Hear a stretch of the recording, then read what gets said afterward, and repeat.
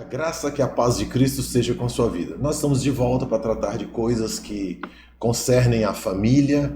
E antes da gente prosseguir, a gente quer pedir para você dar um like, um joinha, um gostei, para você fazer seu comentário. E se foi bênção para a sua vida, a gente pede, por favor, compartilhe isso com outras pessoas, porque à medida que a gente tem muitos acessos, o próprio Facebook vai mandar informações para outras pessoas de tal maneira que esse vídeo abençoará mais pessoas. Esse é o nosso desejo e muito obrigado por sua ajuda nesse sentido. Queridos, nós estamos estudando, conhecendo a fundo a declaração de Nashville sobre sexualidade bíblica. Estamos vivendo um período da história com muita confusão, com muito ataque aos princípios judaicos cristãos sobre a questão da família e da sexualidade. Nossa real identidade como homens e mulheres é dada por Deus. Não é apenas tolice, mas também é inútil tentar fazer de nós mesmos o que Deus não nos criou para ser. Então agora nós vamos entrar no artigo 1 dessa declaração. Só antes de entrar no artigo 1, o que o Joquebed acabou de dizer é de importância vital. Por quê? A ideia dessa resolução bíblica ou de entender biblicamente esse processo tanto auxilia na formação de uma família como também para você, papai e mamãe, na condução dos seus filhos a respeito da sexualidade dos mesmos para a formação de futuras famílias. Então, nós estamos através deste processo ou dessas conversas aqui com você, estabelecendo as bases para você poder trabalhar questões como essa na sua família. Então, ao ouvir, você pode ponderar sobre o assunto até discutir com sua família. Bom, em primeiro lugar, nós queremos fazer afirmações e algumas negações. Aquilo que nós afirmamos é o que cremos, aquilo que negamos é aquilo que nós não cremos. Então nós afirmamos que Deus criou o casamento e é para ser uma união vitalícia, isso indica que até que a morte o separe. E eu tenho como base para afirmar isso Gênesis 2, 24 e 25. Por isso deixa o homem pai e mãe, se une sua mulher, tornando-se os dois uma só carne. Ora, um e outro, homem e sua mulher, estavam nus e não se envergonhavam. Aqui não tem a expressão até que a morte os separe. Realmente não tem, mas a expressão bíblica de tornar-se uma só carne indica que não há uma separação. Ela não se restringe à relação sexual. Muitos pensam que uma só carne é ter relação sexual. Então quer dizer que no momento que um marido tem relação sexual com a sua esposa, ele é uma só carne. Depois, quando ele vai para o trabalho, ele não é uma só carne com a sua esposa? Não. Uma só carne é muito mais do que isso. Uma só carne indica que Deus quer que nós consideremos que ele pensa e ele instituiu o casamento para ser indissolúvel, vitalício, até que a morte o separe. Por isso que ele usa a expressão uma só carne. Nós não vamos jamais deixar de ser uma só carne. Sexo e procriação entre homem e mulher, marido e esposa, com o intuito de representar o compromisso entre Cristo e a igreja. Nota que esse relacionamento em todo e qualquer aspecto de um homem com uma mulher representa o relacionamento de Cristo com a igreja. Eu sei que existem as devidas limitações para isso, mas eu queria só abrir com você Efésios capítulo 5, para você ter uma ideia a respeito disso. Em Efésios 5, a partir do verso 25, Efésios 5, a partir do verso 25, diz assim a palavra do Senhor.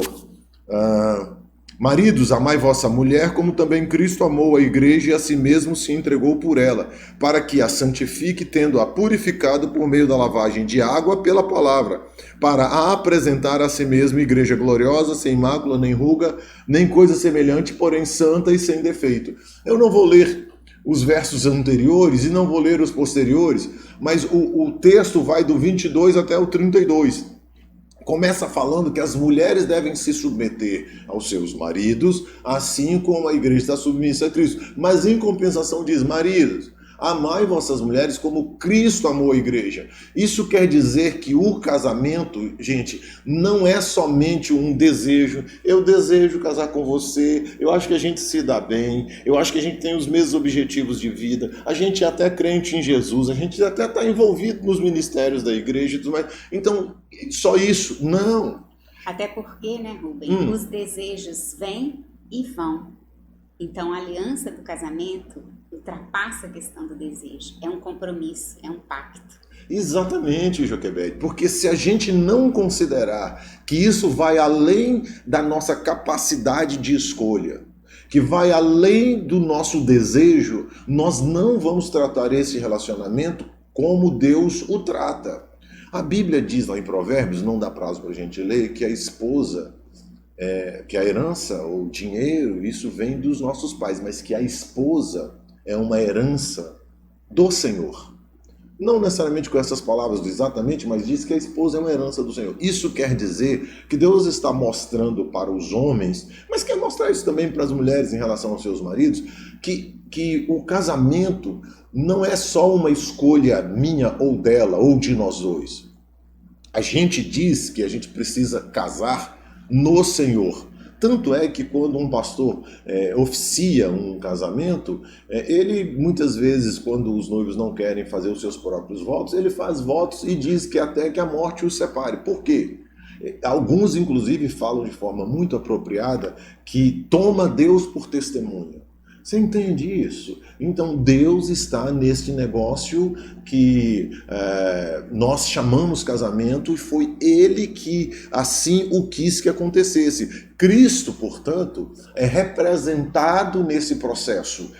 A igreja, portanto, também é representada na sua união com Cristo. Por isso que até é falado do homem como o cabeça de sua mulher e do mesmo jeito que diz que Cristo é o cabeça da igreja. Quando eu considero esse ponto de vista, eu vou começar a olhar para minha esposa com outros olhos. Bom, se ela representa a igreja e se eu represento Cristo, eu preciso cuidar dela não para mim, não para minha satisfação, não para o meu bem. Eu preciso cuidar dela de tal modo que ela seja agradável a Cristo, de que ela ame os interesses de Cristo. Eu vou investir na vida dela de tal maneira que ela sirva a Cristo melhor. Consequentemente, uma esposa que ame a Deus vai pensar assim, bom, eu devo me submeter ao meu esposo como a igreja se submeteu a Cristo. Eu devo me reservar para o meu esposo, assim como a igreja está exclusivamente reservada para Cristo. Então, enquanto nós não entendermos que a nossa ligação representa muito mais do que o gosto pessoal por casamento, a gente ainda não percebeu de fato a profundidade que Deus trata esse assunto. Então, queridos, revisando, né, nós afirmamos que Deus criou o casamento para ser uma união vitalícia de compromisso. E em contrapartida, nós rejeitamos, né, nós negamos que Deus criou o casamento para que seja um relacionamento homossexual, polígamo ou poliamoroso. Isso tudo são invenções pecaminosas de mentes e corações distantes de Deus. E é a realidade que a nossa sociedade hoje está vivendo. Joquebede, o que é polígamo e poliamoroso? Que tem uma diversidade de pessoas. Esse é o poliamoroso, em que pode ter um relacionamento com o homem, a mulher pode até se relacionar fora do casamento, o homem fora do casamento. Com outra mulher, com ele outro pode se relacionar homem. com outra mulher, com outro homem, ela com outra mulher, com outro homem. E o polígamo é um homem ter várias mulheres. Só para você ver aonde é que nós estamos chegando e como é que as coisas estão, né? Também negamos que o casamento seja um contrato meramente humano. O casamento não é um contrato meramente humano. Ao invés disso, ele é sim um compromisso firmado diante de Deus. Portanto, casamento foi criado por Deus entre um homem e uma mulher, entre Adão e Eva. E somente a morte deve separá-los. Deus, a sua palavra deixa clara que Deus odeia o divórcio. Deus odeia o repúdio. Malaquias 2,16, lê para nós. Porque o Senhor, Deus de Israel, diz que odeia o repúdio e também aquele que cobre de violência suas vestes. Diz o Senhor dos Exércitos. Portanto, cuidai de vós mesmos e não sejais infiéis. A ideia de repúdio, a palavra repúdio, é a ideia de um homem chega numa certa idade, o contexto está dizendo, os versos anteriores, ele se cansa da sua esposa e aí ele a manda embora, inventa alguma coisa dizendo que ela tem alguma falha, dando a ele o direito de repudiá-la, mandá-la embora, rejeitá-la.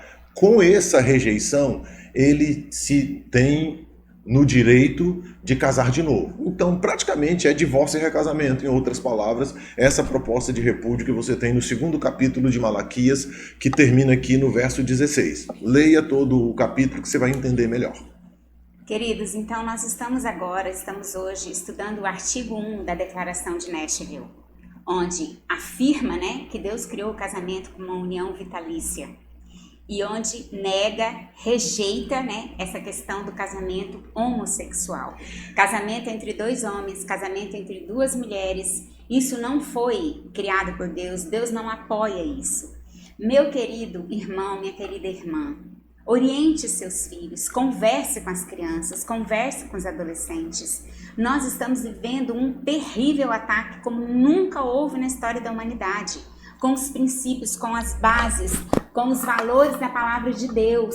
Então, através das músicas, através dos filmes, através dos desenhos animados, através dos comerciais, das séries de TV, os princípios de Deus estão sendo atacados, a família está sendo atacada, o casamento está sendo atacado. Então nós precisamos entender isso biblicamente, aceitar o que é de Deus e negar e rejeitar aquilo que vai contra a palavra de Deus.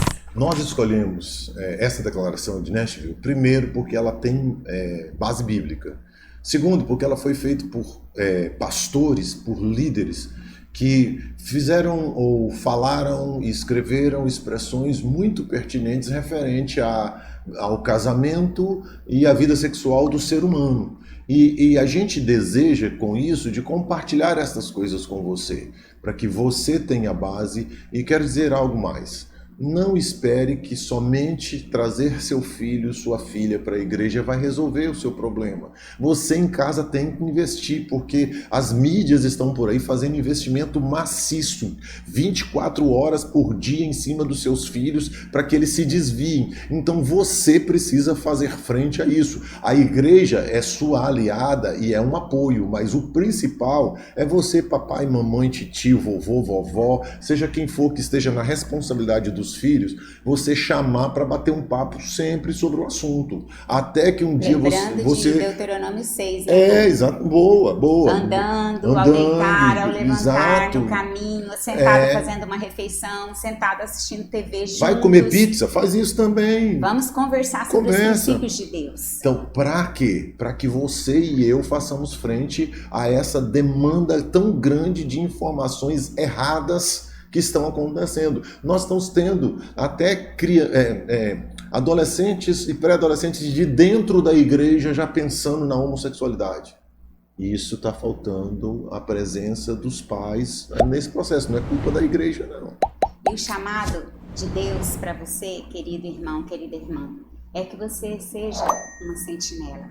Seja vigilante, ore, cuide dos seus, esteja atento.